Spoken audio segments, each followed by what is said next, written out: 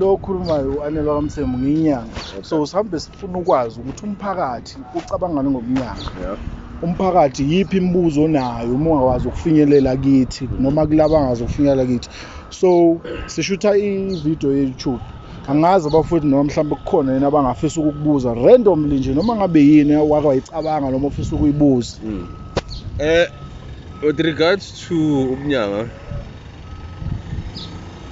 like are there different departments ukuthi umuntu angapractice kuyo, like mina let's just say ngifuna ukubona ukuphambili kwami, like my future, like are there certain type of nyangas that I need to go to or yeah. Oh, okay. So what you're asking is okay, I think what you're trying to ask is, can everyone ebunyangeni do everything? Yeah. Is that what you're asking? Yeah. So not everyone can do anything. Kunomuntu oyinyanga ukhule kubo kusetshenziswa umuthi ubabe beyinyanga naye waqhula wawufunda umuthi ngoba behlanganisa imithi nobaba but akakwazi ukuhlola. Okay. Akathwasanga. Okay. Mawufika kodwa umtshela inkinga yakho uyakwazi ukuhlanganisela amakhambi akunikeze into ezokuphilisa ngoba ukhule kuyona lento le. Bese kuba nomuntu ohambile wothwasa. Isikhathi esiningi ke abathwasile akavamile ukuthi abe nobunyanga. Kusuke kuya ukuthi uthwase kanjani. Bese kuba khona ke laba abahambayo beyothwasa emntwini. Yeah. Shuthi lowo muntu uyeke ukufundisayo ukuthi isipho sakho sisebenzise kanjani. Nanokuthi isebenza kephi nakuphi. Nomunye ukhiye, omunye ukhiye usekuthenini uma uthwasa uyothwasela ithongo khona uzokwazi ukulungisa umsamo wakini. Ukuthi wena uzophuma uthwasise noma ulapha abantu sekuyisiphiwo leso siphiwa abakho abantu. Lo muntu okade uyomthwasela uye sekufanele akuphele onhlanhla noma kuphele leso siphiwo. Hayi mina nginami imbuzo mfethu ngiyakuzwa kanti isintu vele ngiyayithanda. Ngiyayithanda ngizwana nazo. So noma siphila isilungu kodwa ngiyikhohle imvelaphi yami. Phela ngila ngikhona ngani ngedlozi. Ngisebenzela idlozi mina mfethu. Mfethu neminyaka emingaki? Mina 30 kulonyaka. 30. Akuyamjabulisa ukuzwa umuntu omusha ekhuluma ngaleyo ndlela. Yiyo mfethu imission yethu leyo yokuthi abafowethu siyazi isilungu sikhona. Angeke sakushintsha lokho. Zombili ziyakwazi ukuthi ihlangane kube into eyodwa. Bambe kokubili. Ngasonta la usonta khona kodwa mangimele ngiyenza izinto ekhaya ezihlangane nedlozi. Yiba ngithi labantu abangithatha abangibeka la engikhona. Kumele ngibahlonipheke nami ukuze bezongivulela ezinye izinto namphambili izifiso zami. Mina ngikholwa nje lokho. Mfethu waba isibongo igama uSandile mfethu. Sandile waba isibongo. Sandile wakamfaba mfethu ovisi. Ubhuti Utawu Mletsani. Tawu Mletsani. Hayi ngiyabonga abafowethu. Ngicela niyibuke i-video izophuma Dr. Anele Mthembu. Noma unga Dr. Lucifer. Dr. Anele Mthembu Lucifer. Check me out there guys. Nishare nabantu nithumele nabantu. Igama Lucifer ivelaphi? Noringi.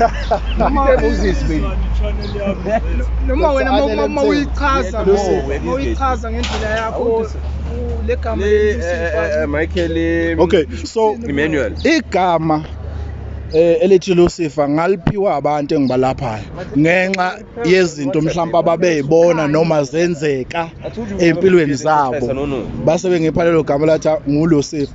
Kodwa ke ngase ngiyalithatha ngali-embrace nga-relate ngoba kungithinte kakhulu ukuhlupheka komuntu omnyama nezinto adlule kuzona.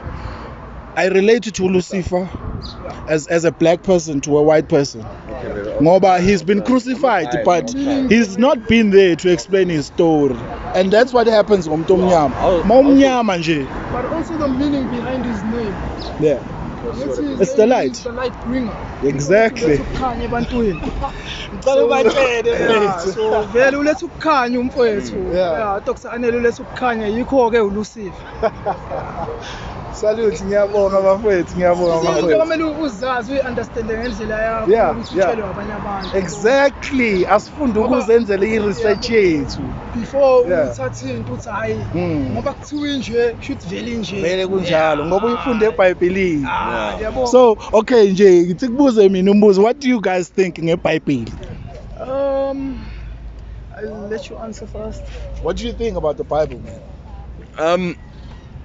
The Bible, I to a certain extent I believe in it, because I'm a God-fearing person, you know, and regardless of that, I do believe in it. Let me just say to a certain extent. I'm not gonna go deep into it, but I do believe in it, because we all got our own opinions. Yeah, for sure. Mina mfethu asilifundi ngokufana futhi Yeah. asili-understand ngokufana ngoba ungayifunda into wena ube ne-understanding yakho uwedwa. So abanye abantu they tend to take i-understanding kamfundisi noma upastor loyo ukuthi yena uyifunde ngale ndlela waseyichaza ngale ndlela should vele injalo. And iBhayibheli, I think it's a very personal thing. So it also relates to you personally.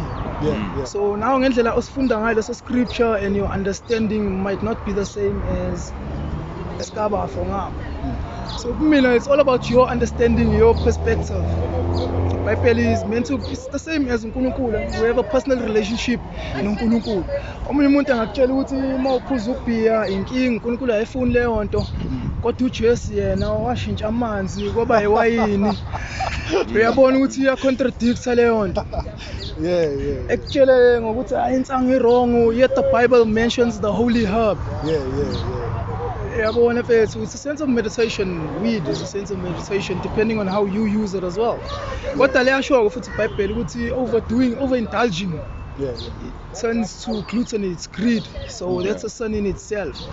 So yabona it's personal mfethu le. Personal le. Okay. No, I understand you. Iqiniso noma kusiqiniso because I'm not in a position to comment on that because I have to base it on facts now. Mama ngizothi hayi kusiqiniso ngazi ngani. So nami ngilifunda ngendlela yami mfethu nomunye naye ngeyakhe. Yeah. No, the reason I'm asking is there's an argument vele eyokuthi is the Bible just a motivational thing or is it true? Well, there's certain parts.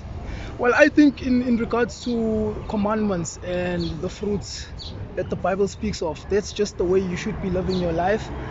All those other scriptures don't mean anything if you don't practice the commandments in your personal life. Yes. So you can read the Bible back to back and still not understand the way of the Bible, meaning only the commandments are the most important aspects of the Bible. No, totally understand. No, bafethu siyabonga kakhulu. Did you want to say something, man? Okay. Siyabonga.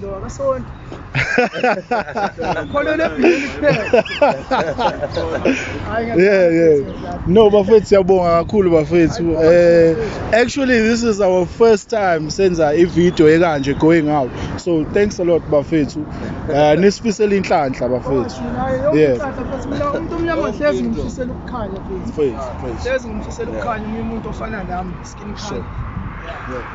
Ngoba vele sinawo lawo mandla. Yeah. Why do you think bazama by all means to take us away from our actual heritage, our actual culture? Exactly. Because we possess so much potential as the African child. And imagine how big we can be as African people, because now we have information, but if we can merge that with a way too, we'll be more powerful than they are. Uzofinjwa yini? Awuzokwazi ukumerge the two. Yeah, merge the two and make it work. Ushunwe kabe kwasho ubig Zulu, ushunwe kabe. Ikabe am there. Thank you today. Yeah. Thanks guys. Bonga thina bafethu. Kwezinsizwa zakulenda wo ngingitshele nansi indaba. Kwezintombi zakulenda